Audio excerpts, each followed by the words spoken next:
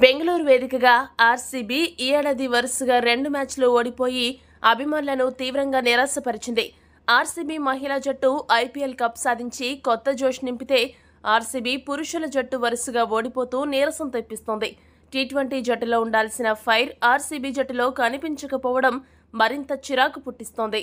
ఇక మంగళవారం రోజున లక్నోతో జరిగిన మ్యాచ్లో ఆర్సీబీ ఓడిపోయాక ఆ జట్టు కెప్టెన్ డూప్లెసిస్ కీలక విశ్లేషణ చేశాడు. డూప్లెసిస్ మాట్లాడుతూ ఏమన్నాడంటే, మేము ఈ మ్యాచ్లో ఘోరమైన ఫీల్డింగ్ చేశాము. 2 మంచి ఆటగాళ్ల క్యాచ్లను జార విడిచాము. 25 నుండి 30 పరుగుల వద్ద ఉన్నప్పుడు డికాక్ క్యాచ్ను, అలానే నికోలస్ క్యాచ్ను నేలపాలు చేశాము. దీంతో లక్నో జట్టు 60 నుండి 65 అదనపు పరుగులు సాధించింది. అలాంటి పొరపాట్లు ఐపీఎల్లో చాలా నష్టాన్ని కలిగిస్తాయి. దీనికి తోడు మయాంక్ యాదవ్ అసాధారణ పేస్తో బౌలింగ్ చేస్తున్నాడు. అలాంటి బౌలింగ్కు అలవాటు పడ్డానికి సమయం కావాలి. వేగంతో బంతులు వేయడమే కాకుండా వాటిని నియంత్రించిన విధానం, ఖచ్చితత్వంతో వేస్తున్న అతని సామర్థ్యం ఆకట్టుకుంది.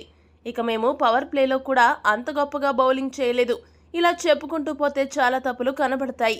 వాటిని సరిచేసుకుని మరింత దృఢంగా మిగతా మ్యాచ్లకు సన్నద్ధం కావాల్సిన అవసరం ఉందని డూప్లెసిస్ సెలవిచ్చాడు. ఈ వీడియో కనుక మీకు నచ్చినట్లయితే లైక్, షేర్, కామెంట్ చేయండి. మరిన్ని స్పోర్ట్స్ అప్డేట్స్ కోసం మా ఛానల్ను సబ్స్క్రైబ్ చేసుకోండి.